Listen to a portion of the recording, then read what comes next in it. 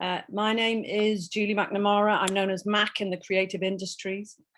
I'm a director and a writer and a mischief maker on stage, and have been touring a particular piece of work I want to talk about tonight for the last 8 years. I know it's been quite a sentence in some ways.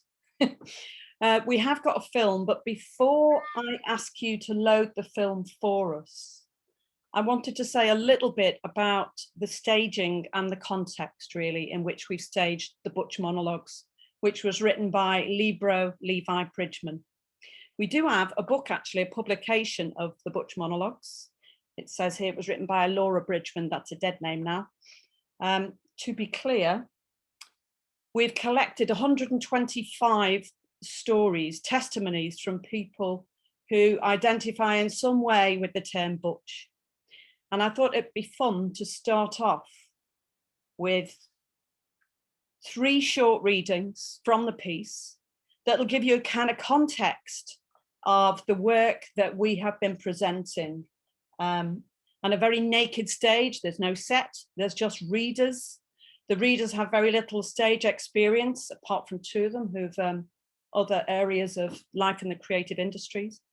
We have 27, 28 readers internationally now. And the images that you will see in the film that we will load up shortly are taken in Australia by Margarita Coppolino and Quint Aid's personal photographer, Jack. And I will say a big thanks to Di Toulson at Theatre Works for producing the Australian tour, which took us to Mardi Gras in 2019 in Sydney, and took us to, well, Theatre Works itself is where we started, in Melbourne in St Kilda. And we had an extraordinary time there with our readers. It's quite an eco-feminist production because we literally pick up readers locally wherever we take the work.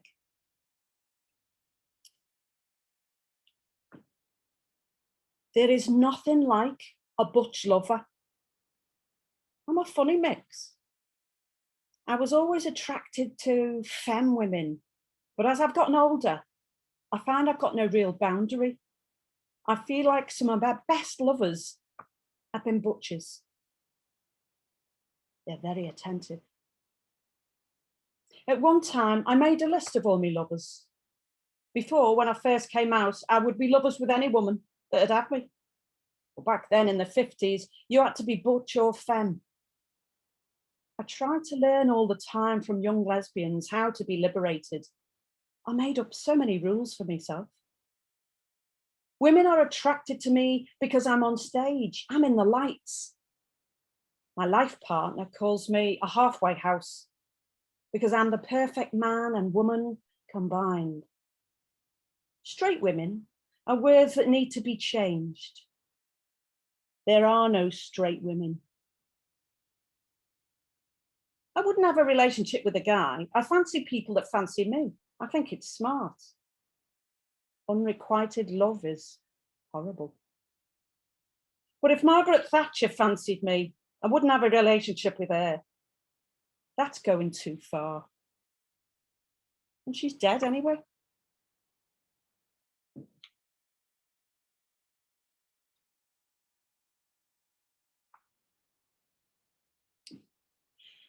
I don't feel like the gender I was assigned at birth. I ID as trans, but I'm anti the thought that if you're trans, you have to go through transition. I went for this group audition at the National Theatre. This person kept on calling me he. So I guess he thought I was a feminine man, not a gender bender.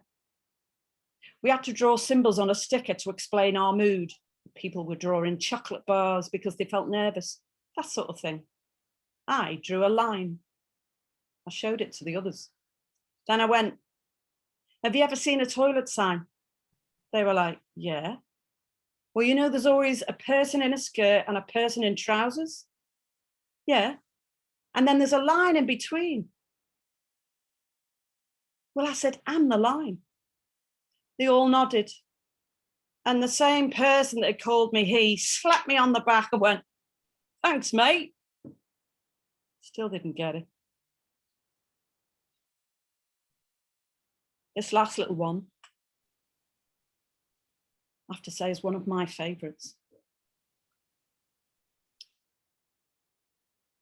When a trans guy found out I was butch and not trans, he said, "Didn't you ever want to take testosterone and go the whole hog?"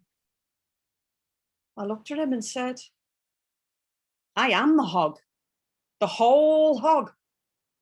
There's all this pressure to be binary, to be trans male, but I'm a masculine female, full stop. I'm not on a journey. I've arrived and put my suitcase down." Thank you for listening to those 3 short stories. The book is The Butch Monologues, and you can get it on our site. If we could show that film now, and I'll come back to you shortly. We've loaded up a film. All right, Mac, I'll work my magic on this end, yeah? You're beautiful.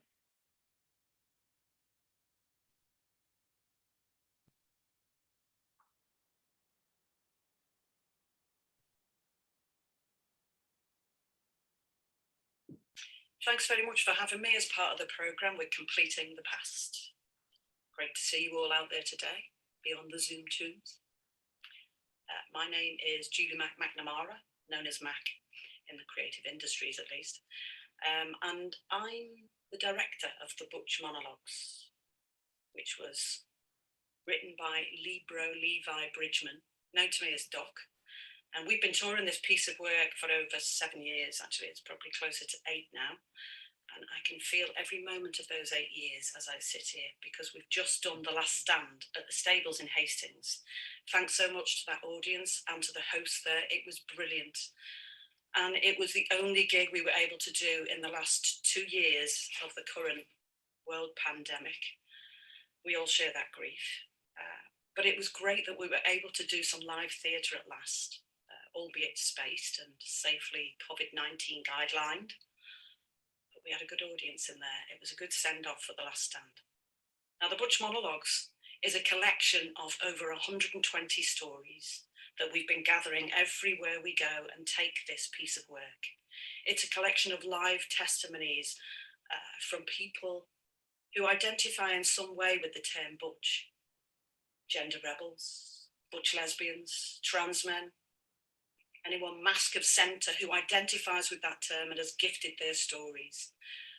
I'm the careful curator of those stories. We are the collectors, if you like. Doc carved those stories carefully, and we edited the collection together. Then we worked, first of all, in rehearsal in 2013 with the Drakes, which is an online membership group of mask of centre, gender rebels, butches, who used to meet regularly, both online and off, and still actually function as a membership, sort of almost like a gentleman's club, if you like. That's probably very binary the way I've just described that, but I'll take that on the chin. Our first outing with the show, which is a kind of a readership, a reading of the collection of stories. The original collection that we put up on stage was 53 stories and 2 lists of self-identifying terminology that we gathered from around the spaces we collected these stories, from Australia, from the United States, from the Caribbean, from all over Europe. Sadly, not some of the more punitive countries around LGBTQI plus identities, I have to say. But our first iteration was at the WOW Festival in the Royal Festival Hall on the South Bank here in London. We did a kind of rehearsal with a kind of friendly Critical Voices audience in Central Bar just before we went to WOW. And on each occasion, we were excited by the responses of the audiences. I mean, the audiences have been hungry for these stories. It's just been really exciting. I feel like we are vessels for the stories that are moving through us. And I've made a deliberate attempt as a director to stay away from the identity of the person who gifted their life experiences, who gave us their stories. They're all still anonymous to me, apart from a few that I've seen in the collection that I believe I gave. And again, somebody else reads them. I never read the stories. We get readers who are not performers. They have very little stage experience, and there's a good reason for that. I want these testimonies to remain alive. I want them to remain close to the vulnerability of the person who gifted their life experience. And there are 5 clear themes in the published book that we have, which you can get on the website, the Butch Monologues. And the book has a collection of 57 stories on the 2 lists of self-identification terms, people who identify as Butch, Brother Boy, AG, Aggressive, Swag, Daddy King, Daddy-O, etc., etc. And a lovely term that the Drakes came up with, Bro, B-R-E-A-U-X, which has that kind of cuddly togetherness feeling. In terms of the themes that we use inside that presentation of the collection, we look at butch vulnerability, we look at secret desires, we look at sexuality, secret stories, we look at the loneliness of the butch experience, we look at the joy, the playfulness around butch underwear, butch toiletries, butch competition, butch Olympics. We also look at butch misogyny. Oh yes. And when I'm talking about staging female masculinities in a misogynist world, I'm also looking at the misogyny that's internalized, that's part of the playground, if you like, at the borders between lesbian feminists, butch lesbians, gender rebels, and trans men. We're at a very painful contemporary kind of moment, trying to build bridges across the rainbow network. And it's a dangerous moment sometimes. Now, I have to credit Jack Halberstam in 1998 first came up with the term borderlines or borders around that kind of framing or positioning of butch identity and trans men, as if it was somehow a negative conflict. That's something that Finn Mackay has discussed in great length in their thesis, which I think that was pretty, it was published in Lesbian Studies in 2019. And Alison Campbell only this year, earlier on, published a chapter, which was an interview between myself and Doc, actually discussing the Butch Monologues as if it was more like a sort of a performance bridge from those borderlands to a kind of playground. The model that I came up with, which I've managed to convince Doc at last, is a model where we change the readership according to which space we're working in. We never take the same collection of stories exactly to a festival we've visited before. So for example, Wow Festival, we've done 3 times now, 3 different spaces on the South Bank. We did the Blue Room, we did the Purcell Rooms, and we did the stage at the Royal Festival Hall itself when it was a reconfigured staging with the iron down, and we had most of the audience on the stage with us. It was an exciting model. Each time we go back to the same venue or the same festival, we re-edit the collection so that it feels fresh, it's still alive, and it's a new piece of work. But also each space or country or city that we visit, we gather readers from the local LGBTQI+ communities. And that's been great, because that in itself keeps those stories vulnerable and keep them fresh and alive. And it's exactly why I steer away from professional actors or people with extensive stage experience. So if we were ever to do these collections again, and I think we're going to change the publication, i.e. we'll produce a new publication of the most recent collections, some of the stories we've got from Australia, some new stories we've got from Black communities here in London and in different countries across the Caribbean, different islands across the Caribbean. I think it's really crucial that we freshen up the collection with a new publication, but also we work harder to reach the communities we haven't been able to engage yet. That's what keeps me interested. in this piece of work, in the Butch Monologues itself. Look, I speak like the Butch Monologues is the definitive voice. It isn't, of course. We're always nudging and niggling at the identities and the possibilities, both of the people who give the stories, but also the content and context in which we tell those stories.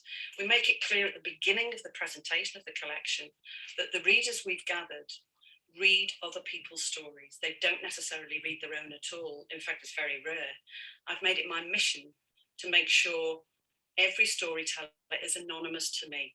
If ever the readers are in the room and they're telling their own story, I won't know it. And for good reason. It would make it really difficult to direct somebody to present their own life story, and I'm bending and shaping it for them.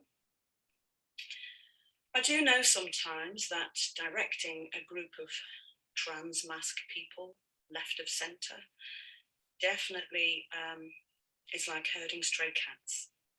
It can become competitive. It can become literally reliving those nudging at the borderlines. It can become like we are reframing the battle itself.